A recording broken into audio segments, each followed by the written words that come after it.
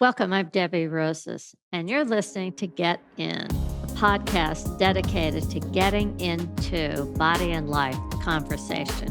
This is part two of a conversation with my guest, Billy Anderson. Heroic Fitness Adventures. We had a great conversation in part one about mastery and what does it mean to really walk the talk and live the life, one foot in fitness and one foot in somatics, and to really embody what does it mean to live life and master life every single day from the moment you wake up until you put your head on the pillow to go to bed. And I'm excited to have this opportunity in part two with Billy Anderson to take you further into a discussion of mastery, of body and life mastery, and the understanding that the reward of walking the path of mastery and the path of a hero's journey, well, the reward is the journey itself. So, we're going to get into these 7 separate thresholds and experiences that, in the end, they culminate in you feeling that reward of living your life as a hero, mastering the art of living in your body, living your life authentically in meaningful, healthy, and well ways. Everything guided by purpose.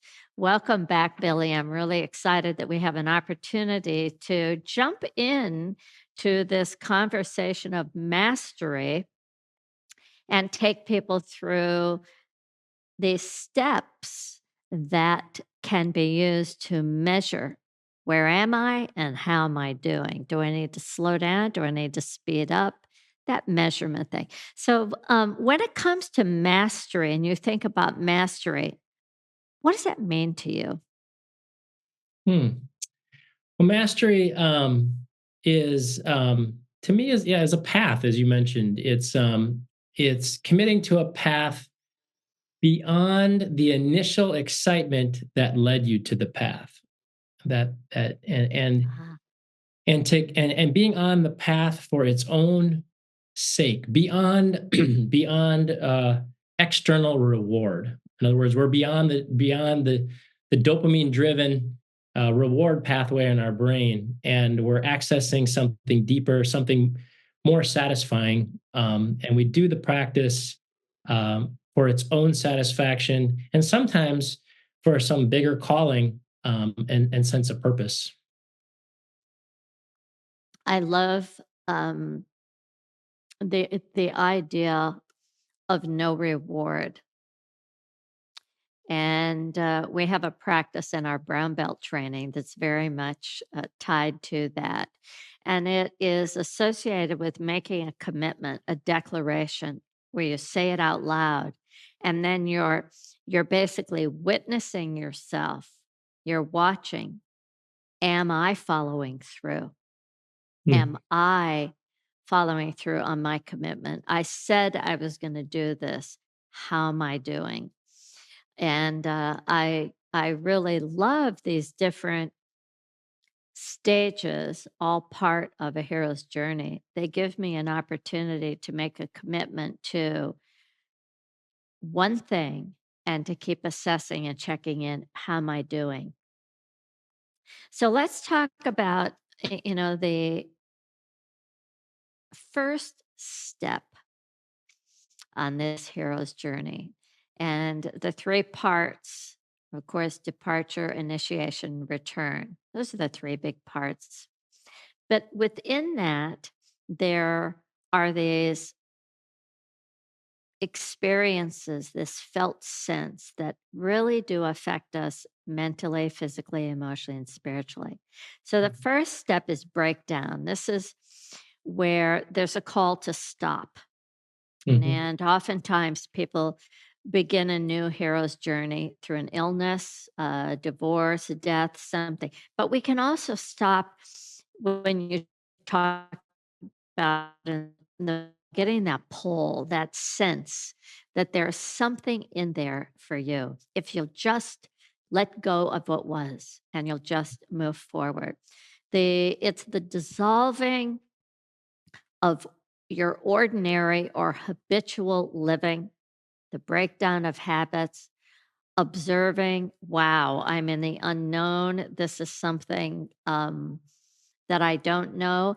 And who I've been and what I've been doing, how I've been doing the work, it's not sustainable anymore for me. And you talked about Richard Strozzi Heckler, how laid something down and he said, it's no longer serving me. It's no longer giving me that same excitement. That also could be a call to stop and make a change. Um, Tell me about a moment where you had that actually happen, the breakdown. You're so aware of it. Mm. Well, a very I've had it happen a few times in my life, and the most recent one was what I shared in part one. Was I was have this during after COVID training people out in this steel container, the 10 by 25-foot studio I created outdoors.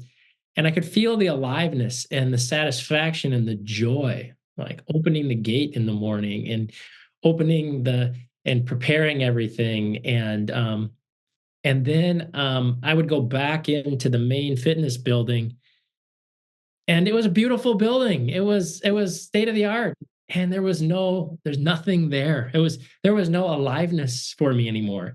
And then I'd walk back out into that created space, and my organism would expand, eyes would open, chest would open.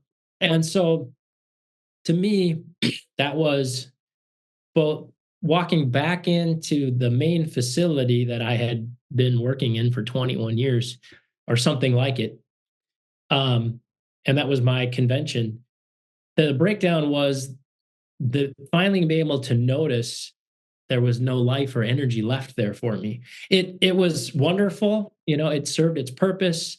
I was grateful for all it did for me, all the opportunities, and there was no life there. So that was the breakdown. And then there was the call when I would step out into this created space, fitness space, that where I could unify fitness and somatics.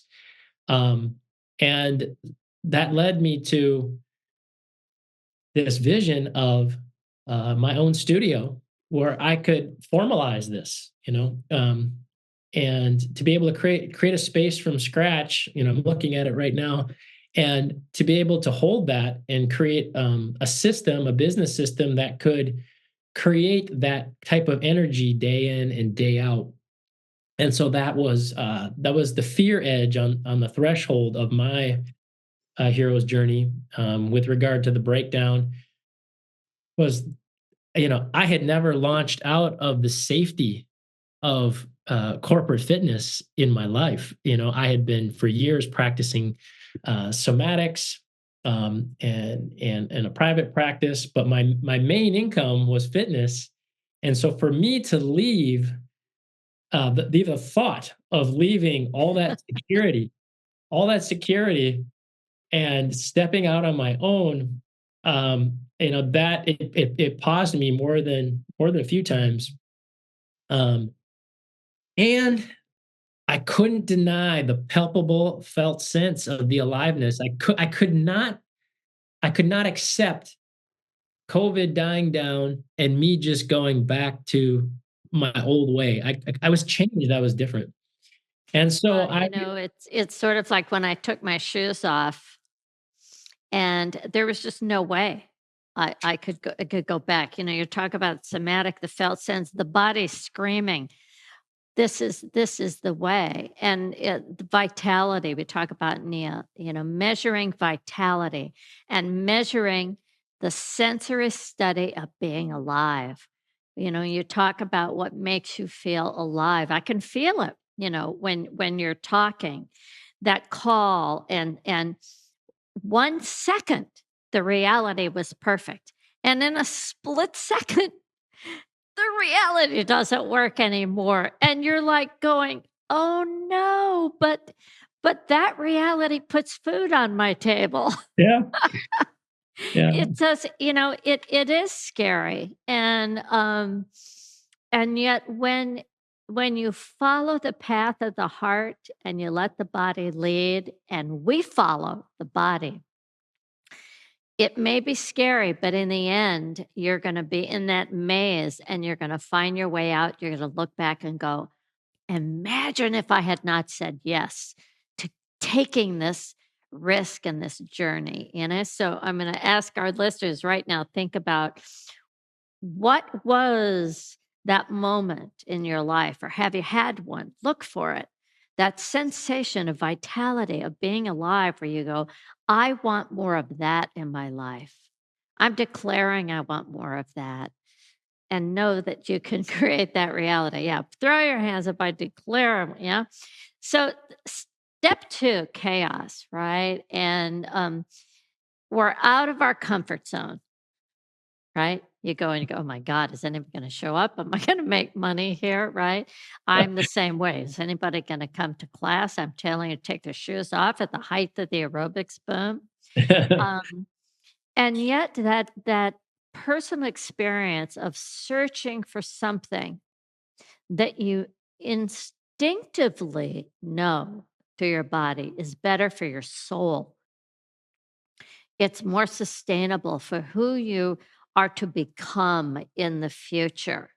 Mhm. Um, what was it that kept you going in the midst of that chaos? And maybe even having a wife saying, "Are you crazy? We have a child. We have to put food on the table." I got a few big wide-eyed looks when I made that declaration to my partner. Was I think it was, "Are you sure?" Um, yeah, I mean, that moment of chaos was very visceral for me. I remember I remember the day after I had to declare my termination date. Oh, And wow. yeah, like, and that was submitted to HR, after 21 years of, living in the safety of the corporate, cradle.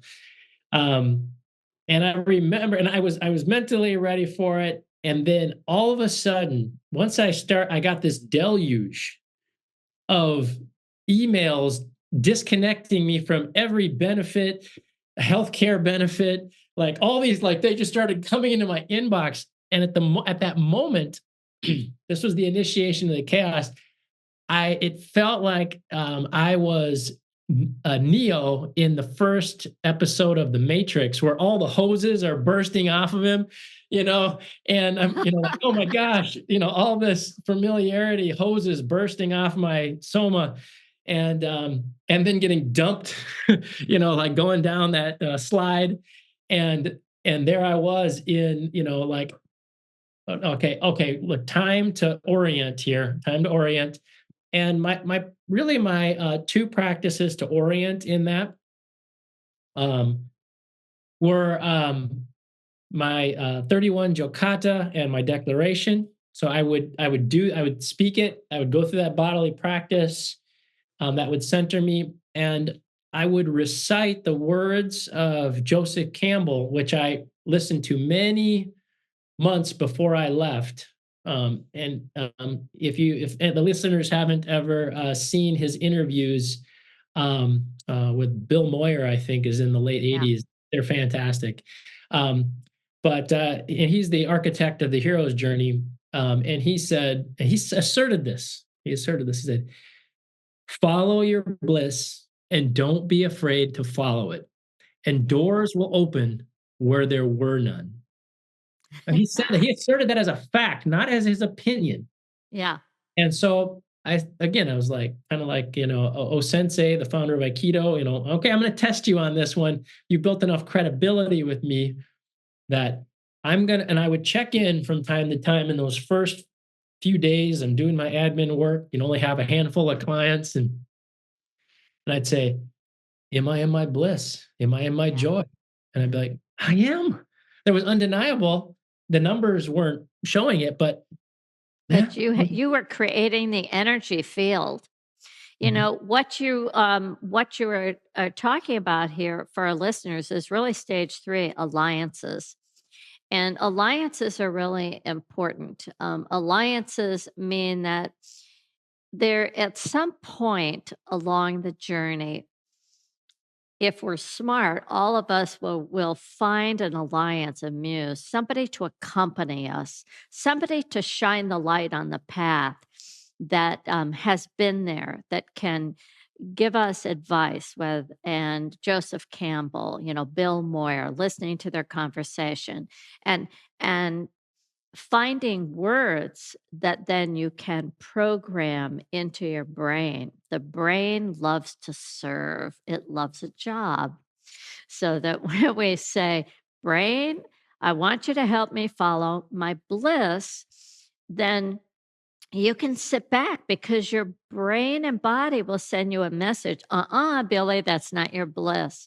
And boy, I remembered that experience of wanting to put my shoes back on. And every time I did and I started to move, I was like, my body was like, you can't do this. And it was like, oh, but maybe this way. No, you can't do this. There was just it was very clear. It was black and white. It was yes and no. There was no half of this. It was 100% commitment is mm, really, I think, what is so, so very important in and that's what the declaration to me, when you talk about making the declaration, it's 100% commitment. And that creates that energy field. You know, Bruce Lipton talks about the fact that we can inform our inner environment, right? By what we think, what we say, we can inform the outer environment as well, the energetic field, mm, through our thoughts and also through our tone, through our voice, through our declaration. Um, Step 4, thresholds. And, you know, thresholds are moments where we come to a point and we're being tested.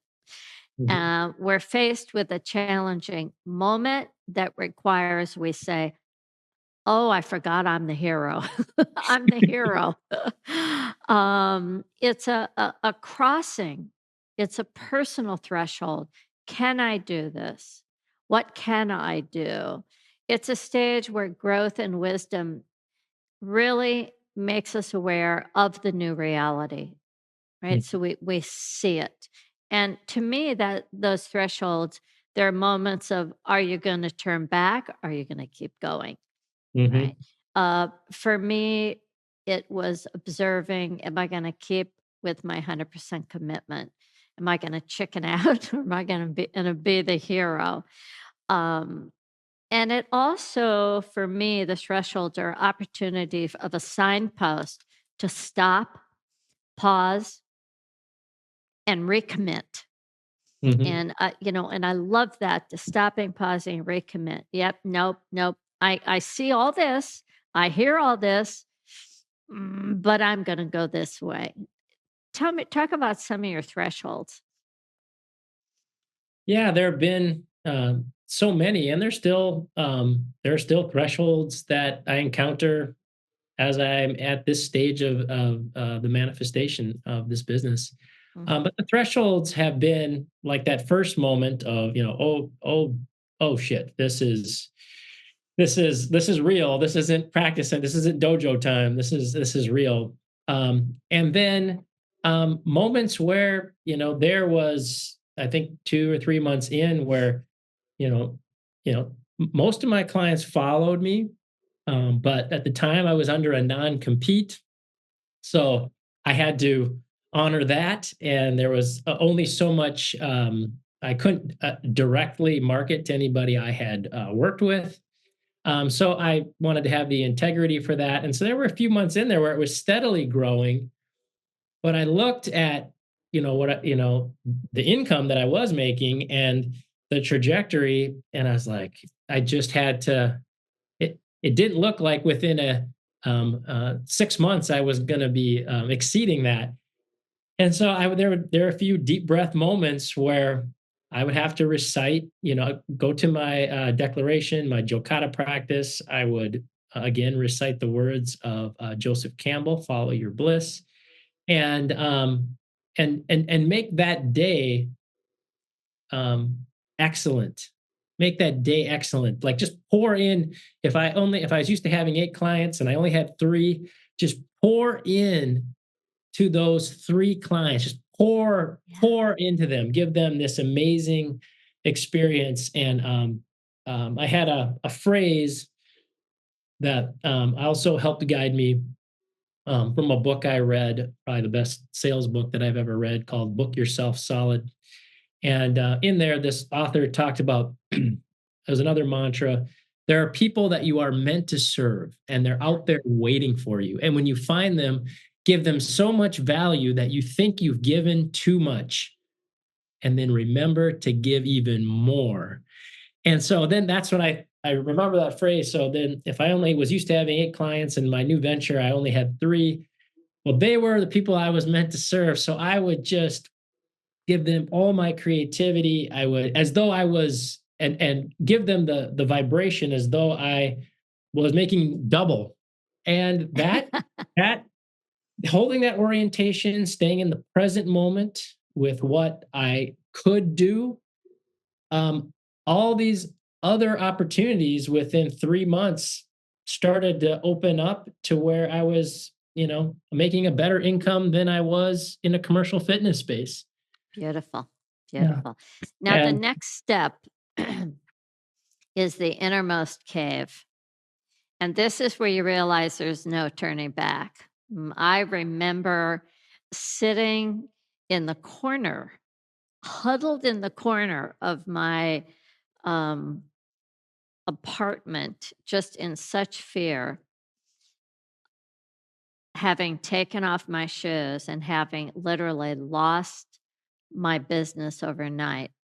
Everyone thought I was completely insane. Um, and looking out into the apartment and feeling myself huddled in the corner and realized there is no turning back. I really felt like I was in that cave, confronted with my biggest fear. I'm getting divorced. I'm responsible to pay for 2 children. I've lost, just the biggest fear. How can I survive? And and yet I remember saying my name, Debbie, you're not going back.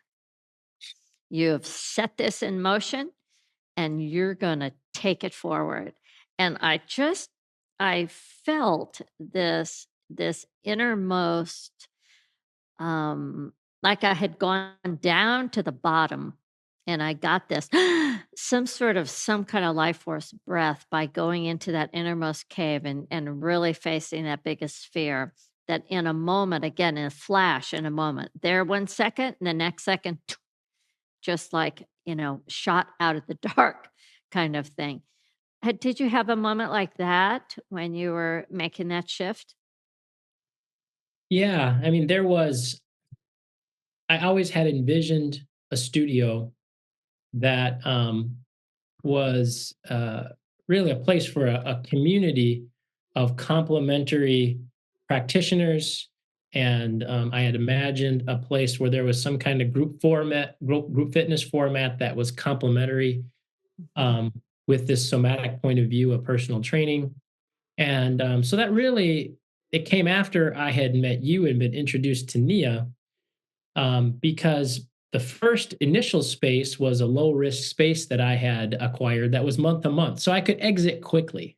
Uh-huh. If it didn't work out, I That's had good. backup plan, had a backup plan.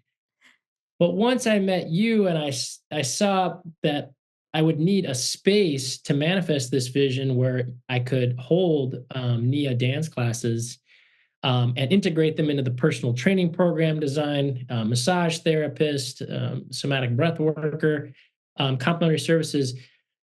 That vision, that compelling vision, um, required a much larger space and a much bigger commitment. And so for me, when I started to look for spaces, and that moment when I found this space, and that could facilitate the classes and the personal training and all the complementary services, and I was faced with a 5-year lease with a Right? personal guarantee.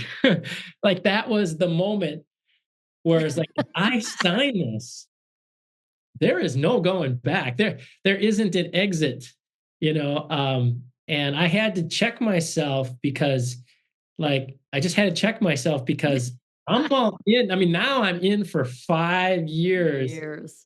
Is this and when some people that might be listening are studio owners or have some other kind of business, but once you put your name on it, the dotted line for a 5 or 10 year lease, you got to make it happen. Mhm. The person that the real estate company or the landlord, they don't care how that the money's generated. And Absolutely not. Yeah. so that was it. It was like, I was like, big deep breath, and I imagined the space. Like, I was trying to, in my mind's eye, could I imagine people dancing Nia in here and coming out of training? Could I experience it first in my mind's eye? And the answer was yes. I could visualize it. And so I had done my planning too, but the between the planning and that the vision was so strong in my mind's eye, I stepped across that next threshold, and moved beyond, and committed. I guess even at a deeper level than that first Yeah. com. It's that recommitment thing again. Ooh, wow. Signing my name. I remember our first lease moving the business from my house, from my garage, and a 10-year lease on this building that I'm still in. We Mm, had the fourth floor for studios and then the third floor that I'm in right now for offices. And man, you talk about sweating. Yeah, putting your house on the line for, for the dream, for the vision, for the new reality. And yet, eh, you know, you had to have really gone into step 6, and that is seeing the reward. Um, this is kind of like the final step, right? You sign that contract. You're in a state of awakened. I've seen the vision. I've imagined it. I've dreamed it. I've felt it. I've sensed it. I've compared it to what was where there wasn't the vitality. I have the vitality still there. And so at this point of seeing the reward, it's so great to stand and then turn around and look back at where you've come from with gratitude and say, "Thank you, man. I would not be here without having taken that journey of all those steps and kept rechecking with myself. Is this the right step? Is this really what I want to do?" To recognize and acknowledge your own journey is, I think, one of the most important stages and steps on a hero's journey, to be in gratitude and to self reflect that I have been accompanied by the universe. mm, Maybe I thought I was doing it on my own, not, right? Um, but self gratitude, self love, self respect, to take ownership of the actions and thoughts and decisions that you made, and to feel proud at where you've arrived. That doesn't mean that the fear will go away. You just feel pride. The fear still may be there. That seizing that reward, um, and then that final step, hero transformation, where you have constructed a new future for yourself, which you have done. Um, and yet tomorrow's a new day. mm, You're yeah. going to go back on that journey and you're going to depart, you're going to be initiated and you're going to return, all of that stuff. Um, Tell me one reward that has been the most meaningful and impactful that you've received by having the courage, having a map, having guides, alliances, having the courage, all of that to take you on this journey. Well, What for one me, reward? for me, it was two experiences that were the rewards so far, and that was hosting the White Belt, hosting Kelly Ray Oyen, Mhm. and here last June, and the way the space was envisioned, the Mm. commitment, the taking the risk, manifesting it, and when it started to manifest, and there were enough people signed up for this space Yeah. to host the first gathering. That's what inaugurated this space.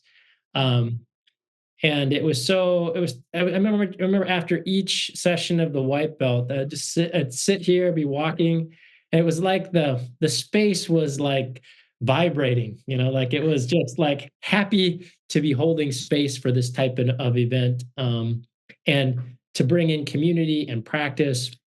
And there was just such joy and peace, with each day that manifests. That was a reward, for me, Yeah. one reward.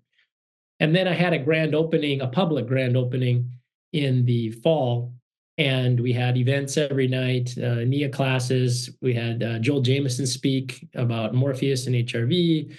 We had a number of guest speakers. I did a recovery based workout, and that was another reward to just inviting the larger, community into the space, and then out of that grew other partnerships, and now there's a partnership out in the community with Lululemon, where we go into their space and reach out to the public with recovery based fitness, and Nia blending a hybrid workout. And so yeah, those have been the two big experiences where there was nothing more. I mean, I was completely satisfied, no craving, no Mm. craving. Like it was enough, Mm. enough. And for the listeners, I'm a man of poetry, and so the best way I can describe that feeling is through a David White poem, and his poem is enough. These few words are enough.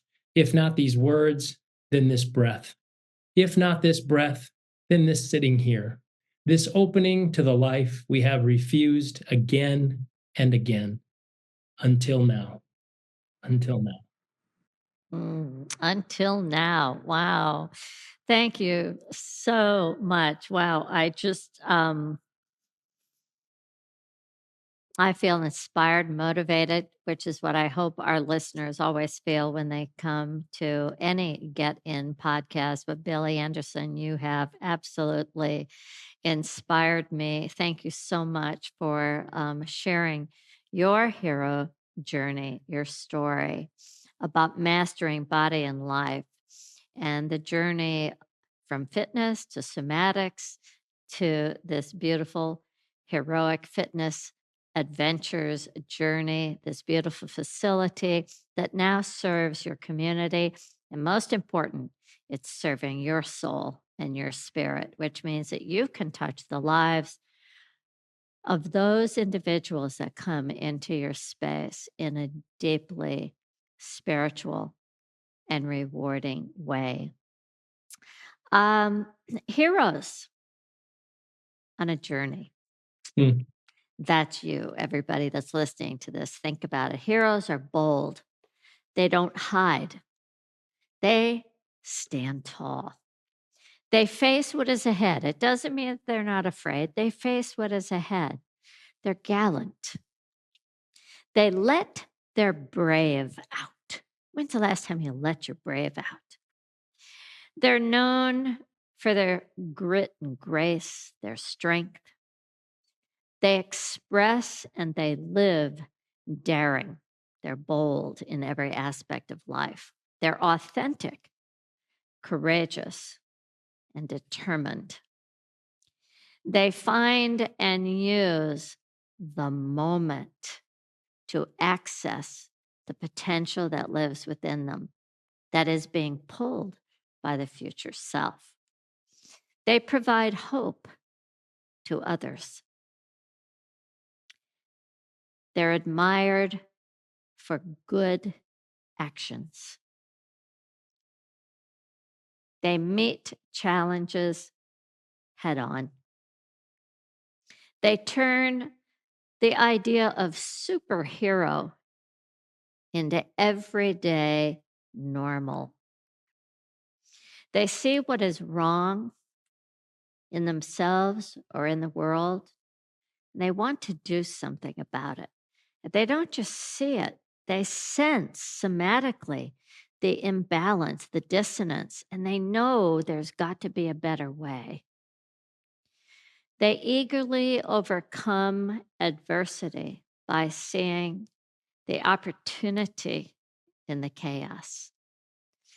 They follow their bliss and they know the sensation of bliss. They protect self and others